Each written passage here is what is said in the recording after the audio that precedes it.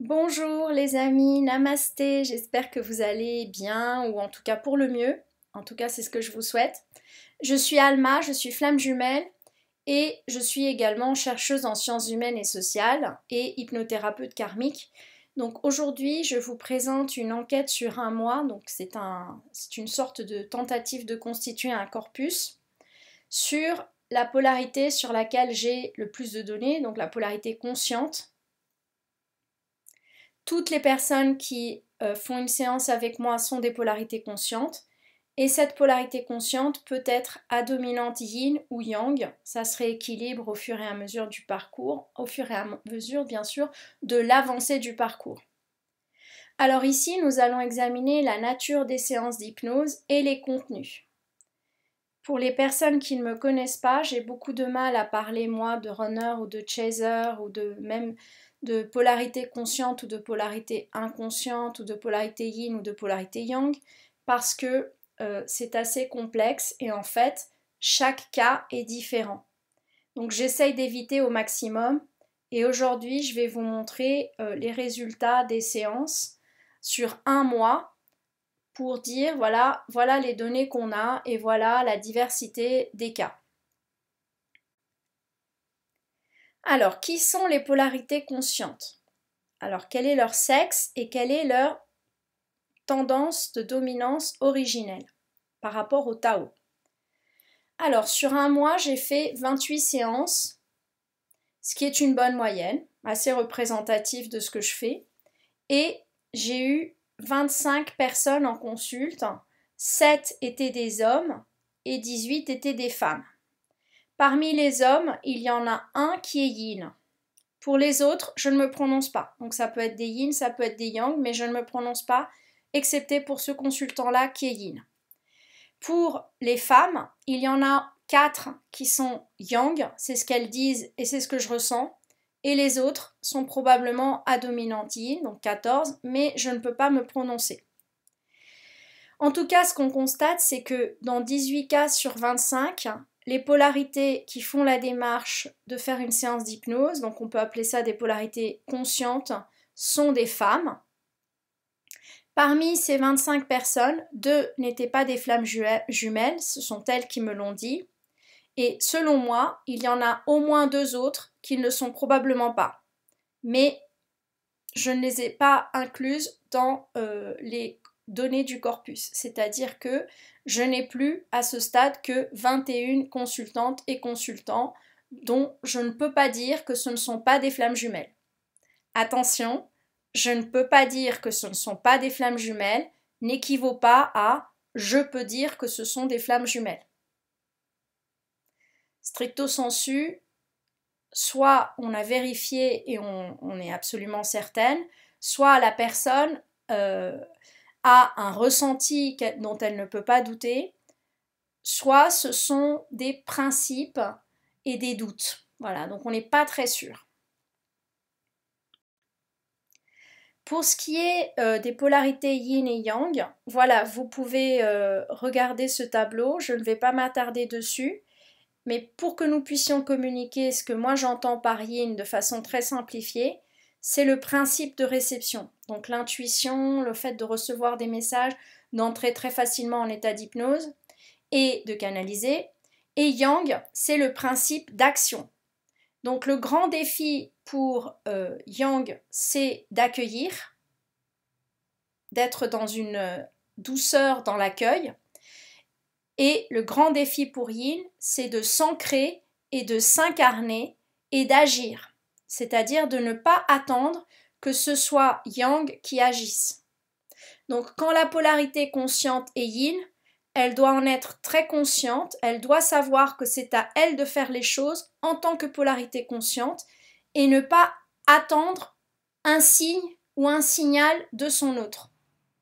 Ne pas hésiter à agir, à chercher des informations et à mettre en pratique des démarches pour son bien-être. Et ça vaut qu'on soit flamme jumelle ou pas. On doit s'occuper, chacune doit s'occuper de son bien-être. Alors, quels sont les contenus et les apparitions dans les séances?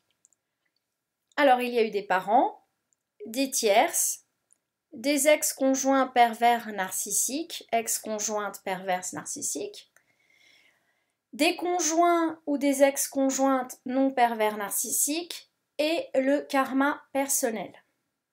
Alors, je vous laisse regarder le tableau si vous voulez voir les proportions.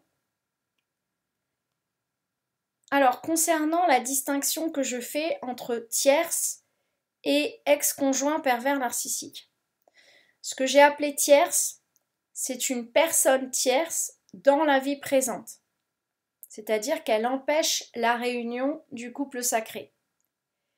Ce que j'appelle ex-conjointe ou conjoint pervers narcissique, cette personne a également pu être une tierce dans une vie antérieure, mais il peut s'agir simplement de karma avec la ou le consultant, la consultante. Donc, tierce, on parle de la vie présente, et ex-conjointe, ex-conjoint pervers narcissique, c'est dans cette vie-ci. Alors, les parents. Les parents sont apparus dans cette vie et ont concerné 5 consultantes, toutes ayant moins de 40 ans. 3 étaient les mères et 2 étaient les pères. Alors, on a vu que une mère a tué la consultante dans une vie quand elle était enfant. Une autre mère a bandé les yeux à la consultante qui était son fils homosexuel au Moyen Âge. Une autre mère a étouffé la consultante. La même mère a étranglé la consultante et dans une autre vie, elle a également été le bourreau de cette même consultante. Donc les 3 derniers, 5, 6 et 7, concernent la même consultante qui se disait étouffée par sa mère dans la vie présente. Et je lui ai dit qu'il fallait prêter attention au langage figuré que l'on emploie, car le langage figuré que l'on emploie dans cette vie-ci correspond à du langage au sens propre dans une vie antérieure. Pour ce qui est des pères qui sont apparus, il y en a un qui a poussé son enfant à la magie noire, donc lui a fait créer du karma négatif, donc karma c'est négatif, et un autre apparaissait comme froid et a organisé le mariage de sa fille comme cela se faisait à l'époque, donc il n'y a rien d'extraordinaire à ce niveau-là. Alors, pour ce qui est des personnes tierces, donc on parle dans la vie présente, il y en a une qui a tué l'enfant de la flamme, donc du couple sacré, une autre a étranglé la consultante, et ensuite le jumeau ou l'autre a passé une vie d'errance sans elle. Une autre a poignardé le jumeau dans le cœur. Et une autre a envoyé le jumeau à la mort. Alors il faut savoir que 2 et 4 concernent la même consultante. Donc cela concerne 4 vies et 3 consultantes au total. Alors maintenant, qu'en est-il de l'ex-conjoint ou conjointe pervers narcissique de la consultante? Dans la majorité des cas, ce sont des ex. Je n'ai pas vu de pervers narcissique qui soit encore marié à la consultante au moment actuel. Ce qui indique que les personnes qui arrivent jusqu'à moi ont déjà fait la démarche de séparation avec ce pervers narcissique. Alors dans un cas, il a fait pendre le jumeau. Un autre, il a fait emprisonner la consultante, assassiner l'enfant de la flamme et conduit la flamme jumelle au suicide. Dans ce cas, c'était une flamme jumelle. Et il s'agissait d'une énergie tierce dans une vie antérieure. Donc ce n'était pas seulement un ex-conjoint relatif à la consultante, mais c'était également une énergie tierce dans une vie antérieure, donc du karma commun aux jumeaux et à la jumelle. Autre cas, il a fait assassiner 2 âmes sœurs dont la consultante. Donc là, il s'agit de la même consultante, mais ici on voit clairement que dans un cas, il s'agissait d'une énergie tierce dans une vie antérieure, mais pas dans une autre. C'est-à-dire que les 2 âmes sœurs ne sont pas apparues avec la flamme jumelle de la consultante. Autre cas, viol de la consultante à une époque très très lointaine, la préhistoire. Et autre cas encore, ordonner l'exécution par le feu de la consultante. Il ne s'agissait d'ailleurs pas de n'importe qui, puisque cette consultante avait été Jeanne la Pucelle, ou Jeanne d'Arc, dans une vie. Voilà, donc nous avons eu 5 vies avec 3 consultantes qui faisaient intervenir l'ex-conjoint qui était un pervers narcissique. Alors nous passons maintenant au conjoint ou à l'ex-conjoint non pervers narcissique. Cela a concerné 3 consultantes, 3 consultants et 5 vies. Alors dans un cas, il s'agit d'une seule consultante, la même. Il l'a tuée 3 fois, de 3 manières différentes, par le feu, par un fusil et par une arme blanche en duel. Ensuite, autre cas, c'était le père de l'enfant dont le consultant, c'était un homme dans cette vie-ci, une femme dans la vie antérieure, était enceinte. Enfin, c'était l'époux choisi par le père. Alors ici, voilà, pour ces 3 consultants, il s'agit d'un conjoint ou d'une conjointe qui n'était pas particulièrement un pervers narcissique. Juste, en tout cas, dans un cas, par exemple, celui qui a tué la consultante 3 fois, elle s'entend très bien avec son mari et n'a aucune envie d'aller rejoindre le jumeau. Ça arrive, il y en a. Donc pour l'instant, cette consultante-là dit qu'elle se sent très bien et qu'elle est certaine pourtant que l'autre est un jumeau. Nous passons maintenant au karma personnel. Alors le karma personnel apparaît très très rarement. Vous avez vu, seulement 2 consultants, une consultante et un consultant, ont eu accès au karma personnel et il s'agit d'au moins 2 vies. Donc j'ai 2 vies sûres et peut-être encore d'autres. Alors le karma personnel apparaît très rarement, ça veut dire il s'agit des choses que nous avons faites et qui n'étaient pas des actions particulièrement vertueuses. Moi-même, j'ai un karma de trahison au XVIIIe siècle. J'ai été mouchard de la police et j'ai trahi mes semblables. Voilà, donc c'est mon karma personnel. Et ce karma-là est apparu lorsque j'avais déjà libéré mon karma avec mon jumeau et le karma avec l'énergie tierce. Donc vous voyez, c'est arrivé assez loin dans le parcours. D'abord, on libère les choses en lien avec le jumeau. Alors, qu'est-ce qui est apparu? Eh bien, de la magie noire. Donc ça, c'est assez fréquent. Moi-même, j'ai un karma de magie noire sur 3 lignées, mais il ne m'est pas apparu. Et l'autre personne, un consultant, avait battu des personnes, donc 2 collègues, sa sœur et un jeune dans la vie présente. Voilà. Alors, quels sont maintenant les 5 types d'hypnose que j'ai rencontrés? Eh bien, j'ai fait une séance qui concernait la vie présente, 18 séances qui étaient des régressions karmiques, donc karma personnel ou karma commun.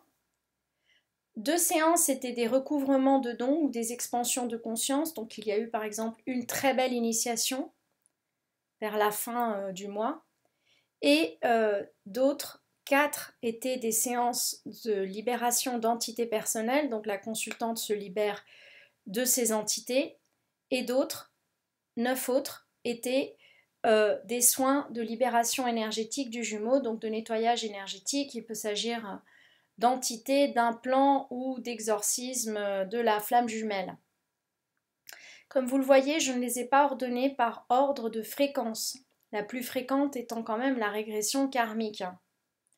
Je les ai ordonnés par ce qui est, selon moi, l'ordre idéal du parcours. Donc, d'abord, on s'occupe de l'enfant intérieur ou des problèmes dans la vie présente. Ensuite, on regarde les régressions karmiques, le karma personnel ou le karma commun. Et là, l'ordre est interchangeable.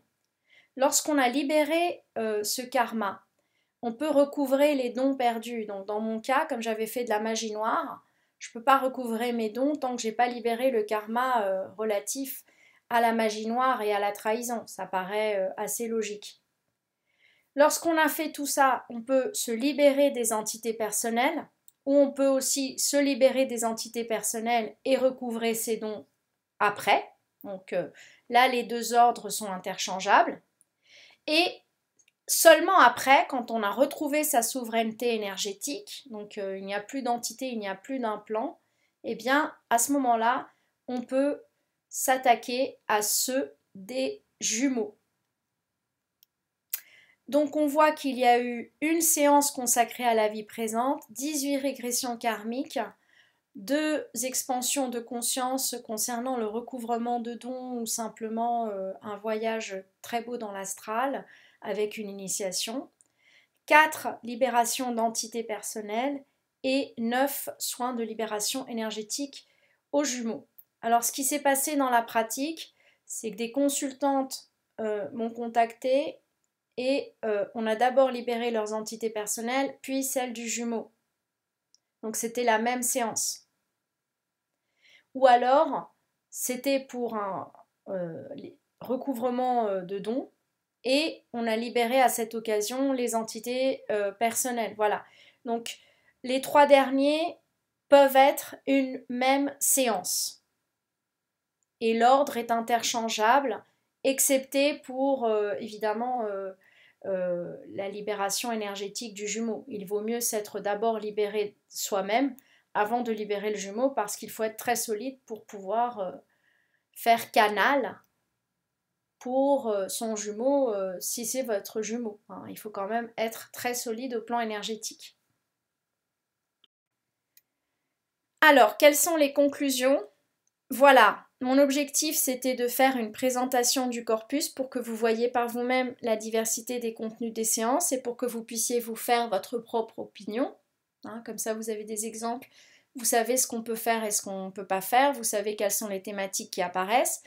En tout cas, ce que vous voyez, c'est la diversité des problématiques des polarités conscientes, et vous voyez aussi que dans ce corpus-ci, la majorité des polarités conscientes sont à dominante initiale yin, et ce sont des femmes, bien qu'il y ait eu 4 femmes à dominante yang.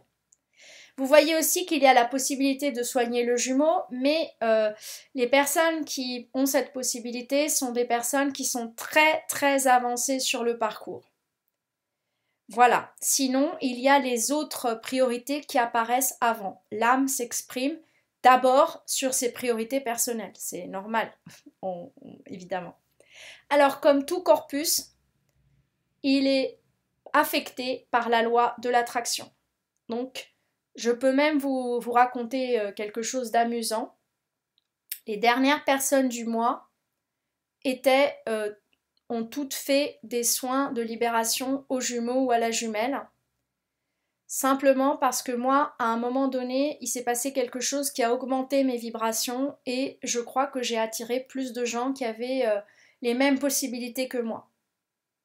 Voilà, j'espère que cette enquête vous a semblé utile et qu'elle vous permet de vous faire votre propre opinion.